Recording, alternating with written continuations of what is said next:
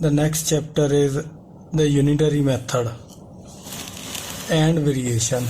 Now what is unitary method and variation? ये unitary method क्या होता है कि किसी भी एक चीज़ का, एक प्रोडक्ट का, मतलब आपको कोई मल्टीपल प्रोडक्ट्स दिए हैं कि जैसे 10 चीज़ें हैं, ये कोई 10 चीज़ें हैं, उनकी कॉस्ट है 200 रुपीज़ या कोई 200 कोई चीज़ है, तो हम एक प्रोडक्ट की कॉस्ट निकालेंगे। एक प्रोडक्ट की कॉस्ट निकालेंगे कितनी है कि 200/10। ये प्रोडक्ट इधर डिवाइड हो, अगर ये बढ़ रहा है और ये बढ़ रहा है तो इसको हम बोलते हैं वेरिएशन। इसको हम बोलते हैं वेरिएशन। अगर ये बढ़ रहा है और ये बढ़ रहा है तो दिस इज कॉल्ड वेरिएशन। तो होगा क्या, यहाँ पे ये वाला वैल्यू आगे डिवाइड हो जाएगी तो एक की कॉस्ट कितनी आ जाएगी 20। तो सिंगल प्रोडक्ट एक यूनिट की कॉस्ट कितनी आ गई 20। तो this is basically unitary method. अगर वेरिएशन आपकी क्या है, डायरेक्टली प्रोपोर्शनल है। डायरेक्टली मतलब ये बढ़ रहा है और ये बढ़ रहा है। अगर रिवर्स हो कि ये 10 बढ़ रहा है और ये 200 वाला कम होएगा, क्या हो, ये इनवर्स वेरिएशन हो, देन ये इनवर्सली प्रोपोर्शनल होता है। तो क्या करेंगे, यहाँ पे डिवाइड करने की बजाय मल्टीप्लाई होएगा। तो फिर क्या होएगा, यहाँ पे डिवाइड नहीं होगा। इस इनवर्स वाले में क्या होगा, एक यूनिट का कॉस्ट कैसे आएगी 200 × 10 करके आएगी। तो ये क्या आएगी, फिर मल्टीप्लाई होगा। बस यही एक डिफरेंस है। तो ये भी एक यूनिट की कॉस्ट आएगी। ध्यान में क्या चीज़ रखने वाली है कि ये कॉस्ट और ये वाली कॉस्ट आपकी अगर वेरिएशन दोनों डायरेक्टली हैं, बढ़ रही हैं, तो डिवाइड होगी। अगर ये बढ़ रही है और ये कम हो रही है, इनवर्स है, तो क्या होगी, ये मल्टीप्लाई होगी। तो अभी हम एक्सरसाइज का एक सम करके देखते हैं, तो फिर आपको पता चल जाएगा कि ये कैसे करने हैं।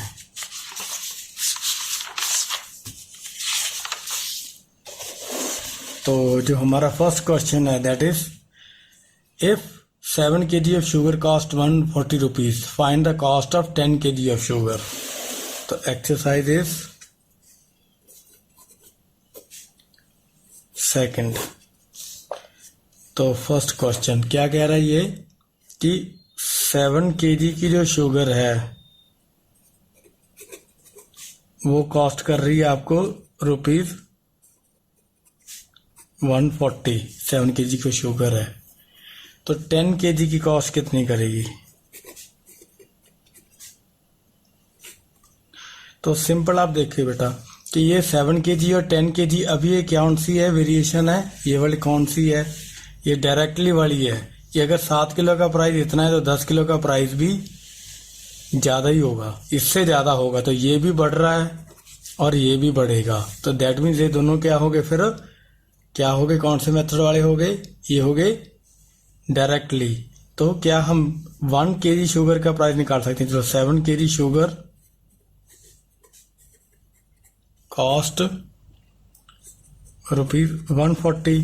तो 1 kg विल कॉस्ट 1 kg, मैं लिखता नहीं, सारा शॉर्टकट कर देता हूं ताकि हमारा टाइम सेव हो, सिर्फ समझाने के लिए आपको। तो that will cost as rupees 140 upon ये 7, तो ये आएगा रुपीज 20 आ गया। इसको अगर आप काटोगे तो कितने आ गई, 1 kg की शुगर 20। अब उसने पूछा कि 10 kg की कॉस्ट क्या है। तो 10 kg की कॉस्ट क्या करेगी, 1 kg की अगर आपको पता लग गई तो 10 kg price will be 1 kg price into number of products. कितने आपको चाहिए, तो 10 किलो का चाहिए था, तो 1 किलो का कितना है 20 रुपये। तो कितना आ गया 200 रुपीज आ गया। किसकी कॉस्ट, 10 kg की कॉस्ट। सिंपली कुछ नहीं करा, हमने जो प्राइस आया था उसके साथ हमने क्या करा, मल्टीप्लाई कर दिया किसको, जितनी नंबर ऑफ कॉस्ट है। 1 यूनिट का प्राइस निकाल लिया। 1 यूनिट का प्राइस कितना था हमारा 20 रुपीज। तो जितने यूनिट्स चाहिए उतने यूनिट्स के साथ मल्टीप्लाई कर दिए जितने नंबर ऑफ प्रोडक्ट चाहिए। तो ये हमारा फर्स्ट क्वेश्चन का फर्स्ट पार्ट है। ये फर्स्ट क्वेश्चन का फर्स्ट पार्ट है। अब फर्स्ट क्वेश्चन का सेकंड पार्ट देखते हैं, वो क्या है। वो है ए 14 मीटर ऑफ क्लोथ। अगर 14 मीटर, मैं शॉर्टकट कर रहा हूँ बेटा, डिटेल में नहीं लिख रहा हूँ ताकि टाइम बच जाए, आपको सम की समझ आ जाए। लिख तो आप खुद भी सकते हो। 14 मीटर की क्लोथ कॉस्ट कितना करता है हमें, ₹3,864। ये हमें गिवन है क्वेश्चन में कि इतना प्राइस दे रहा है। तो हाउ मच विल, वो पूछ रहा है कि 24 मीटर ऑफ क्लोथ की क्या कॉस्ट होगी। ये आप ढूंढे 24 मीटर क्लोथ की कॉस्ट क्या होगी। तो 24 मीटर की क्लोथ की कॉस्ट कैसे निकालेंगे, बड़ा सिंपल वे है, वही यूनिटरी मेथड। अब देखिए ये बढ़ेगा तो ये भी बढ़ेगा। अगर ये कपड़ा ज़्यादा लोगे 14 मीटर से तो इसका प्राइस भी बढ़ेगा। और 1 मीटर, चलो यही कर देते पहले। 14 मीटर में शॉर्ट में कर रहा हूँ, कॉस्ट कितनी होगी, ये हमें गिवन है 3864। तो 1 मीटर की क्या कॉस्ट होगी, फिर वही हमने क्या करना है, इसमें भी डिवाइड करना है। तो ये आएंगे ₹3864 अपॉन 14। तो ये पहले मैंने, ये आ गया 1932, तो 7 पे भी ये कट जाएगा। तो ये आ गया 276। तो ये कितना आ गई, ₹276। तो 1 मीटर की कॉस्ट कितनी आ गई बेटा, ₹276। तो ये किसकी कॉस्ट है, 1 मीटर कॉस्ट। तो अब क्या करना है हमने, 24 मीटर की निकालनी। तो सिंपल, तो 24 मीटर कॉस्ट कितनी होगी, तो उसको उसके साथ मल्टीप्लाई कर दो, 276 इंटू 24। तो ये रुपीस है, तो आंसर भी हमारा रुपीस में आएगा। तो अगर आप इसको 24 के साथ मल्टीप्लाई करोगे तो कॉस्ट बन जाएगी आपकी ₹6624। द नेक्स्ट क्वेश्चन इज बेटा सेकंड फर्स्ट, 30 पेन कॉस्ट 750। तो 30 पेन की कॉस्ट कितनी है, ₹750। ये हमें गिवन है। तो उसने पूछा है कि 1000 रुपये में कितने आएंगे, मतलब 1000 रुपये में हाउ मैनी पेन विल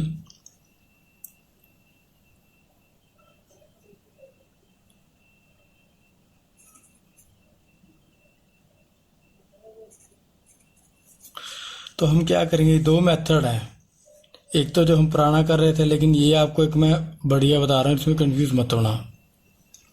तो 30 पेन हम यही यूनिटरी मेथड यूज करेंगे। 30 पेन क्या कॉस्ट करते हैं, ₹750। तो 1 पेन क्या कॉस्ट करता है, वही देखो 30 पेन का प्राइस अगर इतना है तो 1 पेन का प्राइस भी तो कम होएगा ना। तो 750 अपॉन 30। तो आप इसको काटोगे तो काट के कितना आ गया, ये 25। तो 1 पेन की कॉस्ट कितनी आएगी, ₹25 आ गई 1 पेन की कॉस्ट। तो उसने पूछा कि 1000 रुपये में कितनी आ जाएंगी। उसने अब ये क्वेश्चन पूछा है, हाउ मच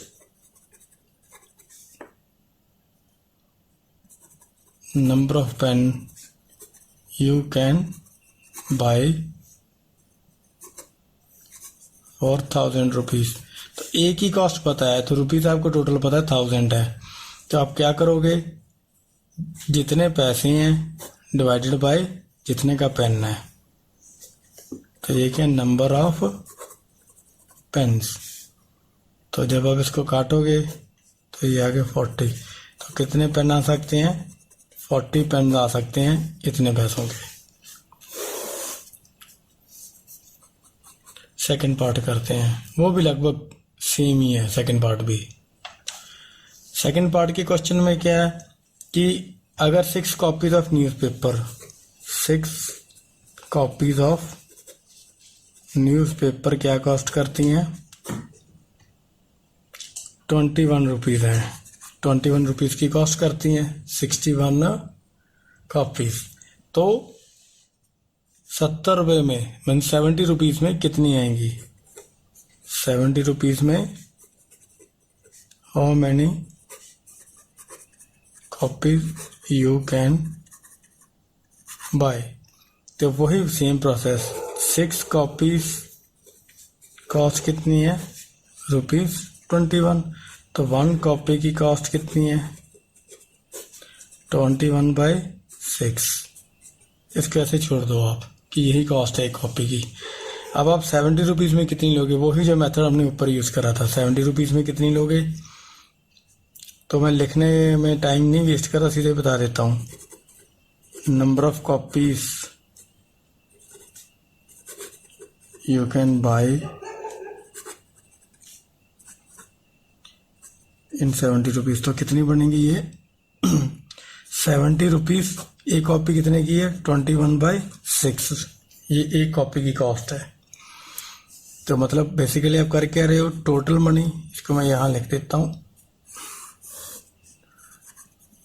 टोटल मनी होती जो बाय यूनिट अमाउंट, मतलब एक यूनिट का अमाउंट ऊपर टोटल मनी। तो ये आपका कितना बन गया? 70/21 × 6। तो अगर आप काटोगे तो ये 3, ये आ गया 10 और ये आ गया 2, तो आपको आ गया 20। तो आप कितनी कॉपीज बाय कर सकते हो? 20 कॉपीज। तो 70 रुपीज विल कॉस्ट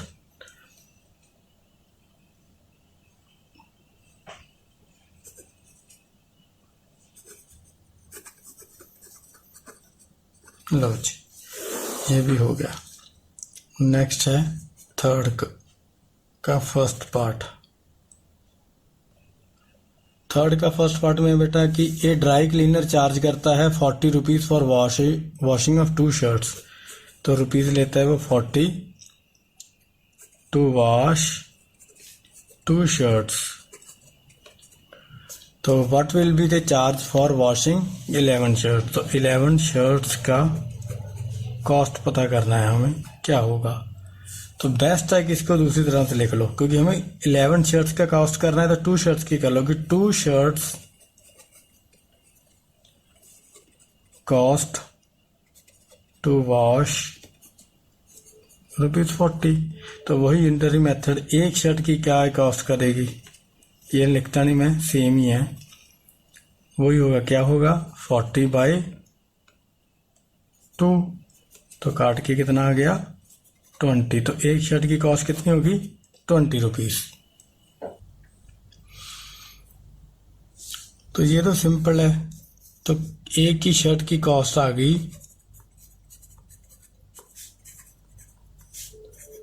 ₹20। तो सिंपल 11 शर्ट्स की क्या कॉस्ट आएगी वॉश करने की? 20 × 11। तो ₹20 20 × 11 कितने बन गए? 220 रुपीज़। तो बस ये आंसर है आपका। नेक्स्ट थर्ड का सेकंड क्वेश्चन क्या कर रहा है कि होटल चार्जेस 3500, वो कर रहा है 3500 रुपीज़ चार्ज कर रहा है स्टे ऑफ 10 डेज। बहुत ही घटिया होटल है, इतने कम चार्जेस है। How much it will charge for stay of 1 week. तो 1 वीक का स्टे चार्जेस क्या होंगे, ये हमें फाइंड आउट करनी है। तो वही सेम कहानी उसके वाली, तो उल्टा कर लो। तो 10 डेज स्टे कॉस्ट ₹3500। तो 1 डे की कॉस्ट क्या आएगी? ये मैं शॉर्टकट में कर रहा हूँ, लिखता नहीं ताकि टाइम हमारा बच जाए, आपको मेथड पता चल जाए। 3500 अपॉन 10, तो कट के कितने आ गए? ₹350 आ गया कॉस्ट एक दिन के होटल की कॉस्ट कितनी आ गई, ₹350 आ गई। तो अब वो पूछ रहा है कि एक वीक की, 1 week is equal to 7 days, तो ये हमें पता ही है, तो बस 7 डेज की निकाल लो। तो 7 डेज कॉस्ट क्या होगी, 1 डे कॉस्ट इंटू 7, यही करना है हमने। तो 1 डे कॉस्ट क्या थी, ₹350, 350 इंटू 7, जब इसको मल्टीप्लाई करोगे तो आ जाएगा, कितने रुपीज़ आ जाएंगे, 2450। तो ये आ गई 7 डे की कॉस्ट आ गई आपकी, थर्ड भी हो गया। अब फोर्थ देखते हैं कि फोर्थ क्वेश्चन क्या है। फोर्थ क्वेश्चन है बेटा कि a watch loses 20 second in 4 days. तो वो क्या कर रही है, 20 सेकंड्स पीछे रह रही है in 4 days. And how many second does it lose in a week. तो वो पूछ रहा है कि 7 डेज मतलब में कितना टाइम पीछे रहेगा।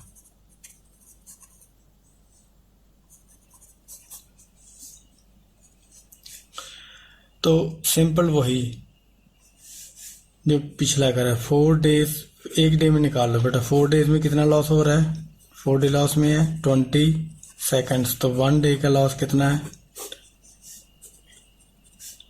20/4,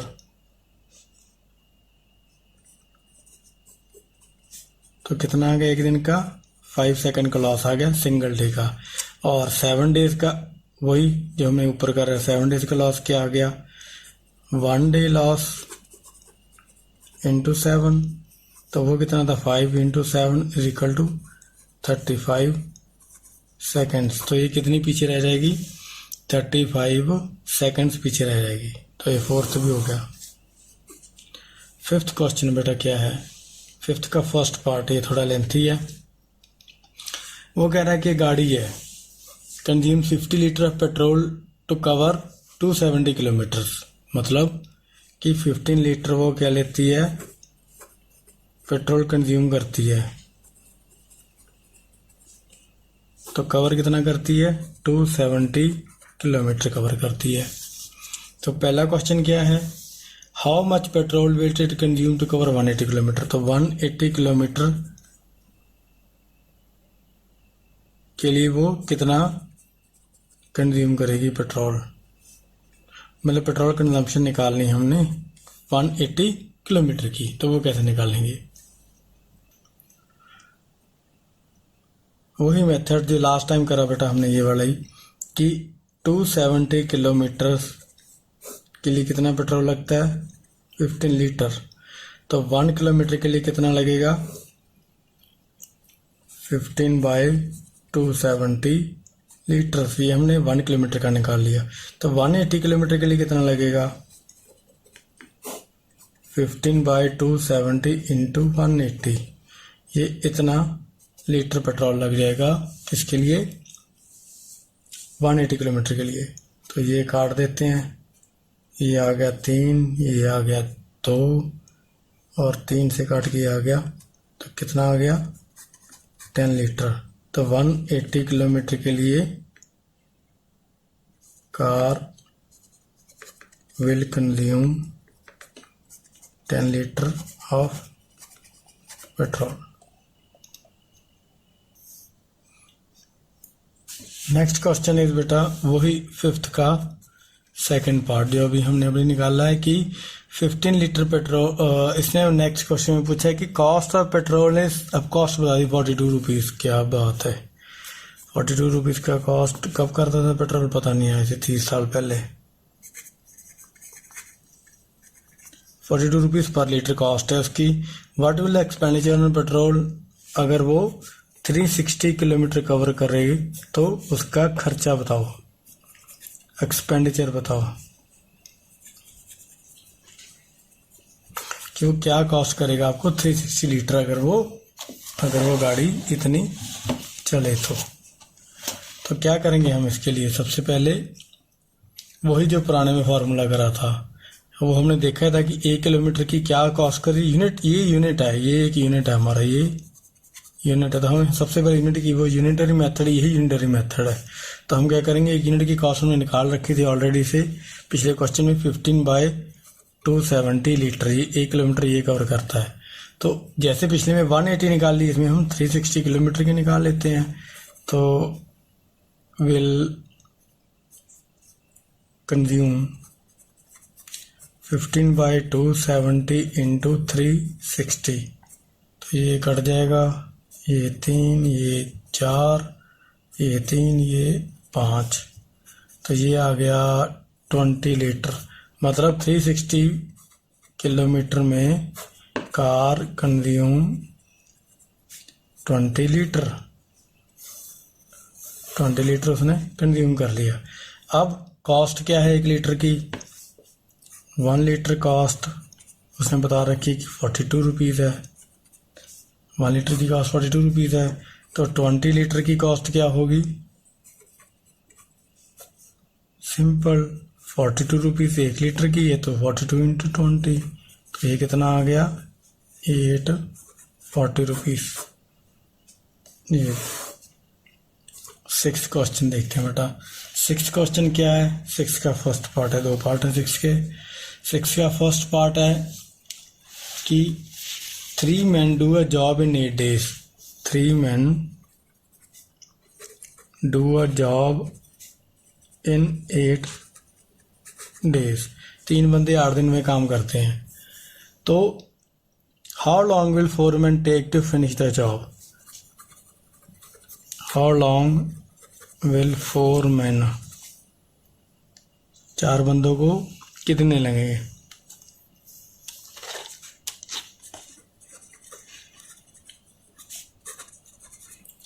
चलो, अब 3 बंदे काम कर रहे हैं, 3 men, डे कितने लगते हैं उसको?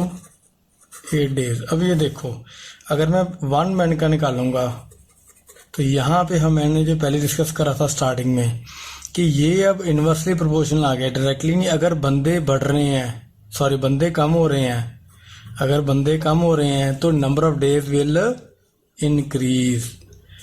अगर मैं ये बढ़ा दूं, बंदे बढ़ा दूं, तो वही काम हमारा कम दिनों में होएगा। मतलब कि ये और ये दोनों में क्या है? फर्क है। अब बंदा कम हो गया, एक रह गया, तो number of days will increase. तो हम यहाँ पे डिवाइड नहीं करेंगे, हम क्या करेंगे? मल्टीप्लाई करेंगे। बिकॉज दिस क्वेश्चन इज, ये देखो कॉमन सेंस है बेटा, कि 3 बंदे अगर कोई 8 दिन में काम कर रहे हैं तो एक बंदा ज्यादा समय लगाएगा, तो कितने दिन लगाएगा? वो मल्टीप्लाई होएगा, डिवाइड नहीं होएगा। ये याद रखना है। तो कितने लगेंगे? इतने डेज लगेंगे।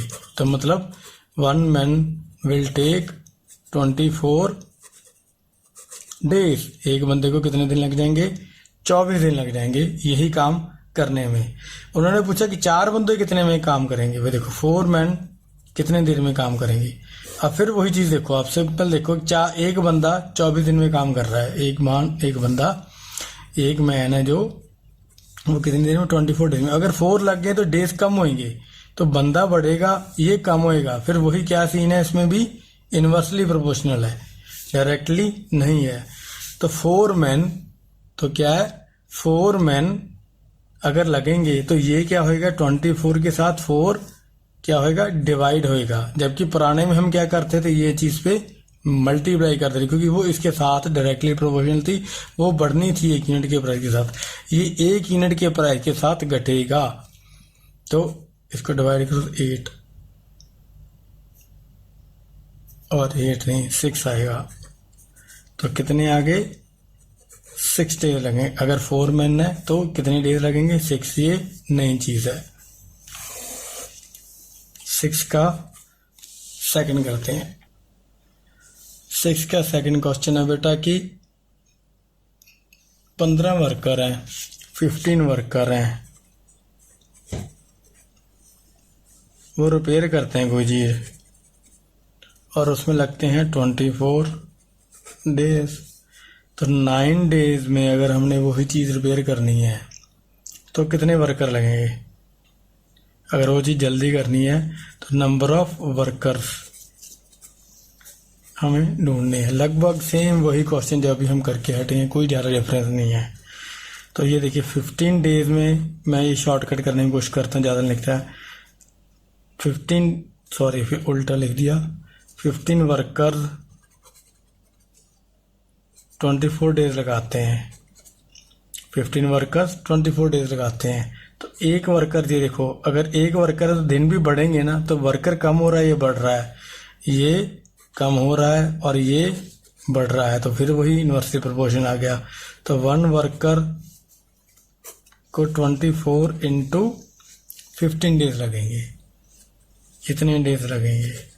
तो कितने वर्कर चाहिए? 9 वर्कर का पूछ रहा है वो, 9 वर्कर का 9 दिन का पूछ रहा है वो।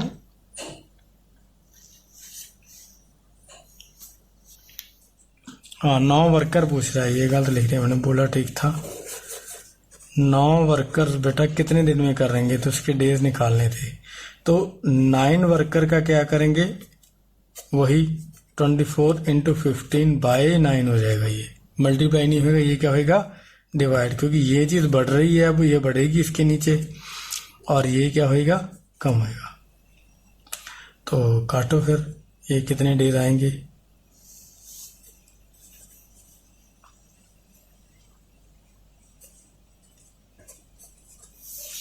तो कितने आ गए, 40 डेज। चलो जी, 7th क्वेश्चन है बेटा कि 12 men can complete A job in 15 days. तो 12 बंदे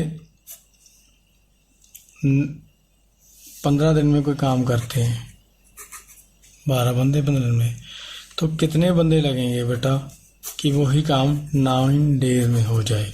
वही लगभग सेम क्वेश्चन है, तो इसको हम घुमा के लिख लेते हैं। 15 days taken by 12 men to do a job. तो एक दिन में कितने लगेंगे, मैं लिखता नहीं दोबारा, वही 12 इंटू 15, 12 इंटू 15 मैन लग जाएंगे। मतलब एक दिन में काम करना है तो इतने बंदे लग जाएंगे।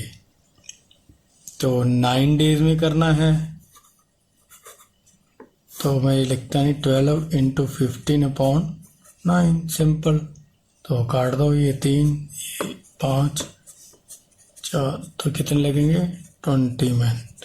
तो 2, ये मैं फिर भी लिख देता हूँ, पर लिखेंगे using to complete work in 9 days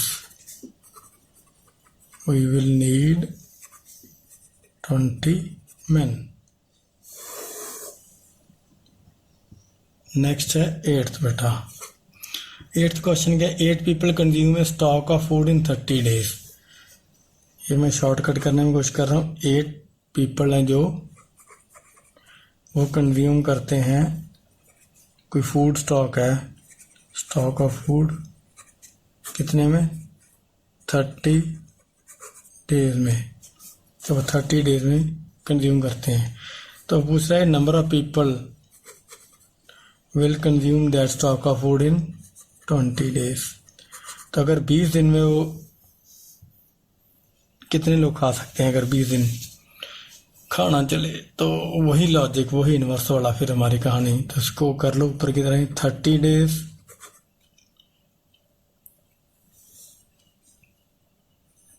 आठ बंदे खा रहे थे, तो एक डे में कितने बंदे लगेंगे खाने को, 8 इंटू 30, इतने बंदे लग जाएंगे अगर एक दिन में खाना खिलाना, मतलब इतने बंदों को खाना खिला सकते हो एक दिन में। तो 20 दिनों में 20 डेज, वही लॉजिक, 8 इंटू 30 बाई 20 काट दिया। और तो हमें कितने बंदे लगेंगे, 12 मिनट्स चाहिए, वही खाना वो क्या 20 डेज में फिनिश कर देंगे। 9th क्वेश्चन, 9th का फर्स्ट पार्ट, 9th का फर्स्ट पार्ट है, a hostel has enough food to feed 250 students. वही कहानी फिर, 250 स्टूडेंट्स हैं टू फीड इनफ फूड है।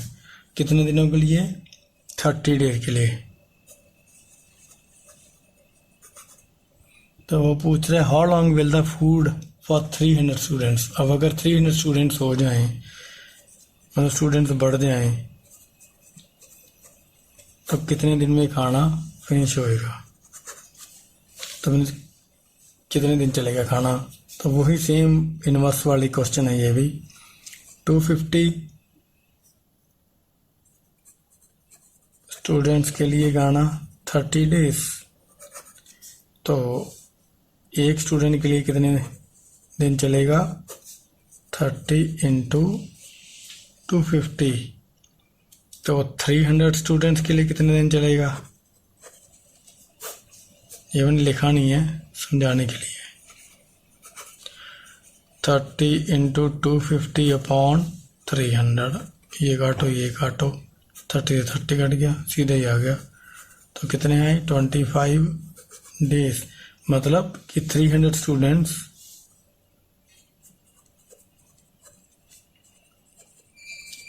will consume food stock in 25 days। 9th का सेकंड पार्ट है बेटा। 64 स्टूडेंट एट ए कैंप। किसी कैंप में 64 स्टूडेंट और उनके पास प्रोविजन है 9 दिनों की, रहने रोने की, खाने खोने की, जो भी है। मतलब 64 चिल्ड्रन है, तो उनके पास प्रोविजन कितने डेज की है? 9 डेज की है। तो अगर 8 मोर ज्वाइन कर जाएं तो कितने दिन उनके पास प्रोविजन का लास्ट करेगी? वही। तो टोटल स्टूडेंट्स कितने, टोटल बच्चे कितने हो जाएंगे? 64 तो पहले ही है, तो 8 ऐड हो गए, तो ये हो गए टोटल 72। अब तो 64 बच्चों की प्रोविजन बेटा 9 डेज चलती है। तो एक बच्चे के अगर होता तो कितनी प्रोविजन चलनी थी? 9 इंटू वही सेम, देखो ये कम हो रहा है तो ये बढ़ जाएगा, इनवर्सली प्रोपोर्शनल। तो 9 इंटू 64 डेज चलेगी ये। तो अगर 72 बच्चे हो गए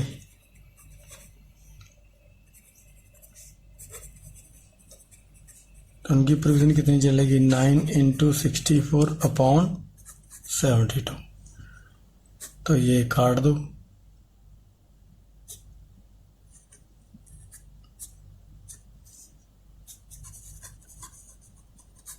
एट डेज।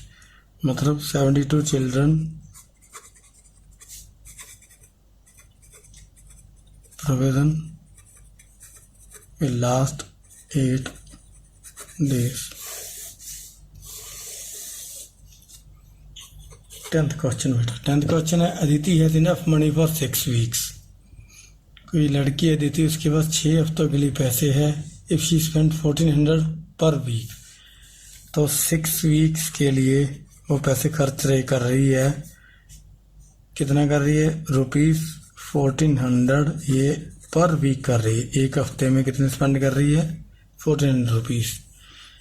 तो उसने पूछा है कि how will the money last if she spends 1050 rupees per week. तो पैसे कितने दिन चलेंगे अगर वो स्पेंडिंग कम करती है अपनी?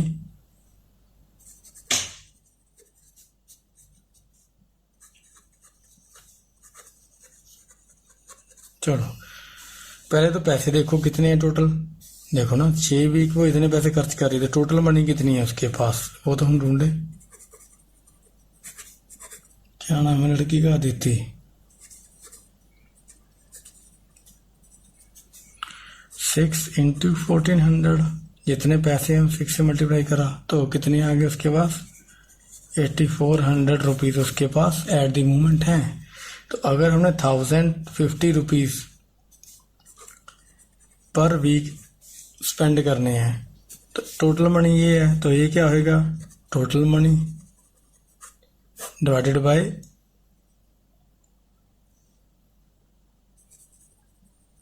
मनी स्पेंड, तभी आएगा ना कितना है। तो टोटल मनी कितनी थी 8400, तो करने कितने स्पेंड है 10, ये कट गया, तो ये कट के आ गया 35 और ये आ गया 280, ये कट के आ गया 5, ये कट के आ गया 40, ये आ गया 8, तो कितने आ गए 8 वीक्स। अगर वो अदिति स्पेंड्स ₹1050 पर वीक, तो 8 वीक्स उसके पैसे चल जाएंगे, बजाय क्या उसके 6 वीक्स चलने के।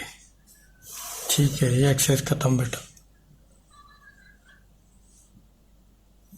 अगर बेटा आपके कोई भी क्वेश्चन हैं, क्यूरीज हैं, या आप कोई सजेशन देना चाहते हो किसको मैं चेंज करूं, मेथड को चेंज करूं, वे को चेंज करूं, या वट एवर कोई भी चीज़ चेंज करूं, तो आप नीचे कमेंट्स में ज़रूर बताएं।